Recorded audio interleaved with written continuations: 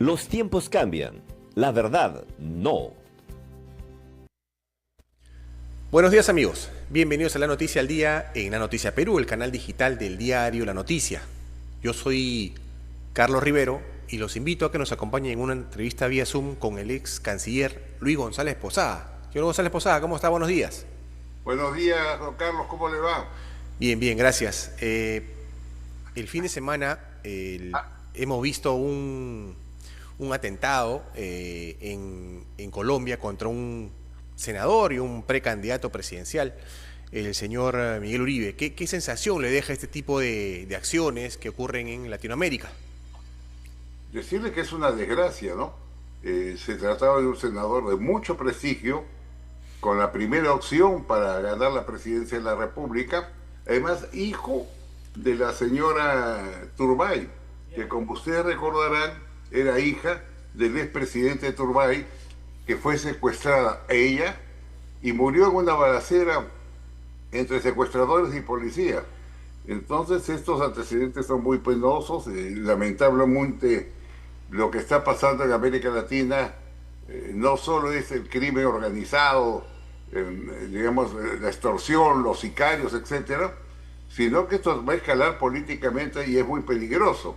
La reflexión que nos deja a nosotros es que tenemos que tomar todas las medidas necesarias para resguardar a los candidatos a la Cámara de Diputados, a la Cámara de Senadores, a la presidencia en los próximos comicios, porque pueden haber incidentes, hay mucha violencia, por lo menos verbal, que se puede trasladar a violencia física. Lamentamos, repito, lo que ha sucedido y bueno, esperemos pues que las autoridades colombianas capturen no al asesino, el asesino es un muchacho de 14 años, sino quien ha financiado ese asesinato.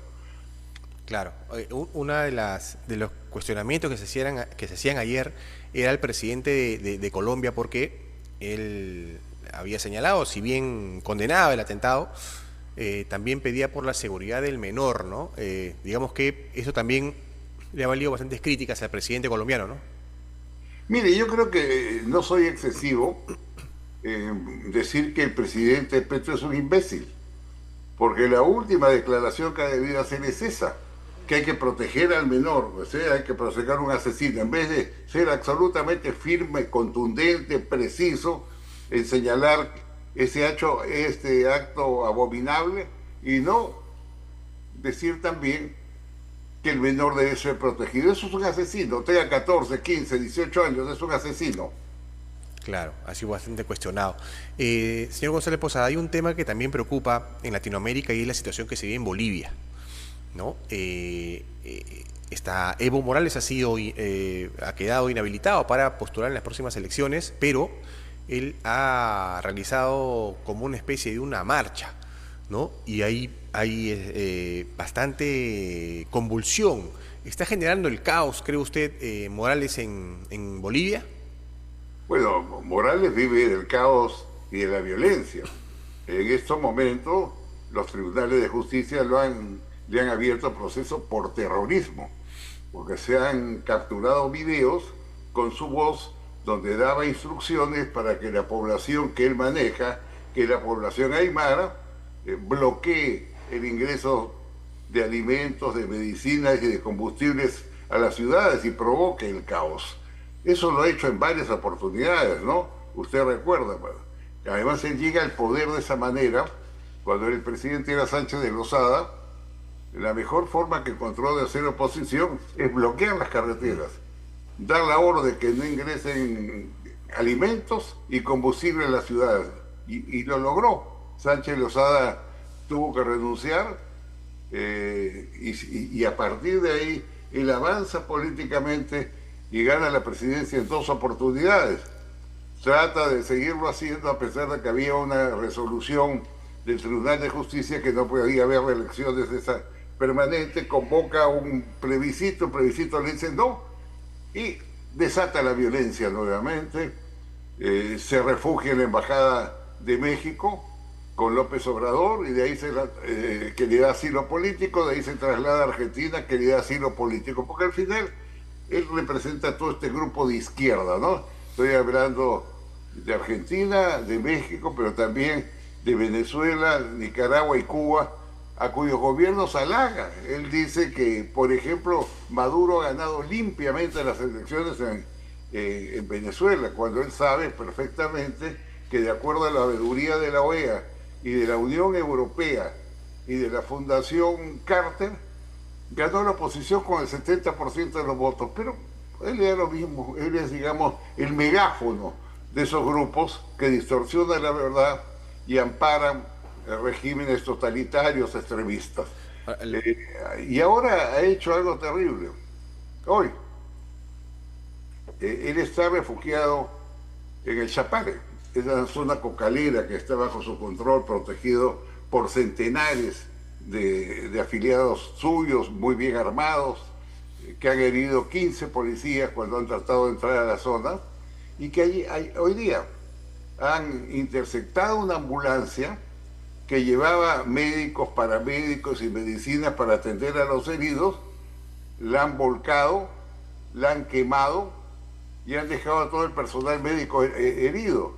Entonces, mientras el Ministerio de Salud de Bolivia protesta enérgicamente por este acto terrorista y vandálico, él lo que dice es otra de sus gruesas mentiras, que no es verdad que en esa ambulancia habían fusiles, granadas y policías. Así juegan, con mentiras tras mentiras, y acá en el Perú, perdone Carlos, lo conocemos muy bien.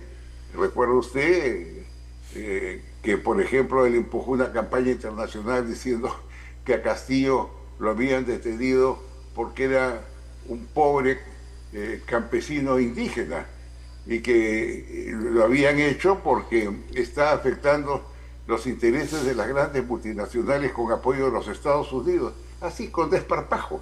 Suelta esa mentira, y esa mentira lamentablemente circula y hay gente que le cree, ¿no? O sea que Morales está en el mismo camino, está recorriendo ese mismo camino que lo ha hecho durante toda su vida. Crear violencia, amenazar, utilizar a sus partidarios para seguir avanzando políticamente, y ahora, como tú dices, pretende una nueva reelección. El Tribunal Constitucional de Bolivia, la Junta Electoral, le ha dicho no puede usted ser candidato. Entonces ha reiniciado sus movilizaciones con dos plataformas. Primero, sin Evo no hay elecciones, es decir, tienen que vulnerar la Constitución y la ley e inscribirlo como candidato presidencial, porque si no habrá violencia. Y en segundo lugar, para lanzar un furibundo ataque a quien ayer era su amigo y hoy es su enemigo, que es el presidente Luis Arce, a quien le dice pues narcotraficante, corrupto, ladrón, asesino, vendido al imperialismo norteamericano. Entonces, este esperpento político existe y tiene adherentes. Esta es la realidad, Carlos. Si bien repite la receta, que parece no tener otra, Morales, de bloquear carreteras, sembrar caos, con la intención de tomar el poder, el panorama ahora es distinto, digamos, porque hay un impedimento legal para él, ¿no? Pero cuando él dice que no hay elecciones sin Evo, sin Evo Morales, está coaccionando, ¿cree usted, al orden político boliviano? Está amenazándolo, clara y directamente. Sin Evo no hay elecciones. Es el mensaje de sus partidarios, que lo corean y que además lo protegen en esa zona de Cochabamba, porque está acusado de estupro, de violación de una menor de edad, y han ordenado su detención, pero la policía no puede ingresar, los matan. Hay gente muy violenta que maneja Evo Morales, es inalcanzable en esa zona, es su fortín, porque es el fortín de los cocaleros, y como le digo, se mantiene escondido durante meses, y la Fuerza Armada no puede ingresar por cautela o porque van a ser violentamente reprimidos por este grupo violentista. Así que ese es el perfil que podemos dar de este sujeto. Ahora, usted mencionaba algo que todos sabíamos, ¿no? Que Evo Morales y Luis Arce han sido digamos que han trabajado juntos, ahora no se pueden ni ver. ¿Cómo es que llega a romperse esta relación entre ambos? Bueno, la relación se rompió por el poder. Se terminó de romper cuando Arce anunció que iba a postular a la presidencia de la República, la reelección, la primera reelección, que sí podía. Entonces en ese momento pues le saltó la garganta Evo Morales y le lanzó una retahíla de insultos y de amenazas. Ahí se terminó de romper. Además, Arce lo expulsó, hizo que lo expulsaran de su partido, el MAS, el Movimiento al Socialismo, o sea, no tiene partido. Este es el tema, pero que lamentablemente impacta a toda la sociedad boliviana, que es un país amigo del Perú, con quien tenemos una extensa frontera, de tal manera que lo que ocurre en Bolivia puede trasladarse a nuestro país. Yo tengo información que ya está saliendo mucha gente boliviana hacia territorio peruano porque todos prevén que va a haber violencia al más alto nivel. O sea, lo que pasa en Bolivia de todas maneras replica en nuestro país. Eso explica, por ejemplo, por qué cuando Evo vino acá a hacer una campaña, se desplegó por todos lados, llegó al Cusco. Y en Cusco quiso formar una filial de su partido, del Movimiento al Socialismo. No lo olvidemos, él siempre ha tenido puesto el ojo en el Perú. Además, su propuesta más amplia fue crear la República Aymara, Claro. segregando parte de nuestro territorio de Cusco y de Puno, parte de Argentina y parte de Bolivia. Y naturalmente en esa República Aymara él sería el emperador. Entonces, este hombre siempre ha tenido una conducta inconstitucional, guerrerista, y en el caso peruano absolutamente desleal e infraterna. Si hablamos que las acciones de Evo Morales en Bolivia, el caos, la crisis económica por la que viene pasando ese país, puede tener impacto en el Perú, la situación se pone mucho más preocupante porque estamos entrando en un año electoral. Así es, efectivamente, es así es. Además, digamos, el enlace político con las grandes dictaduras. Yo decía, él defiende a Nicaragua, a Venezuela, a Cuba, pero también a Rusia. Es un defensor de la masacre rusa al pueblo ucraniano. Todo lo que sean causas totalitarias, él se encuentra en primera línea. Entonces hay que manejarse con mucho cuidado, hay que reforzar nuestras fronteras, hay que estar agudos nuestros servicios de inteligencia, seguirle los pasos porque va a ser cosas, ¿no? Y sobre todo cuando se avecina un proceso electoral que de por sí va a ser muy, muy complicado, con 40 candidatos presidenciales, centenares de candidatos al Senado y a la Cámara de Diputados, y donde sin lugar a dudas va a haber violencia. El piso acá lo tenemos caliente y moviéndose. Ojalá que no ocurra, pero todo hace presumir que va a haber violencia en estas elecciones.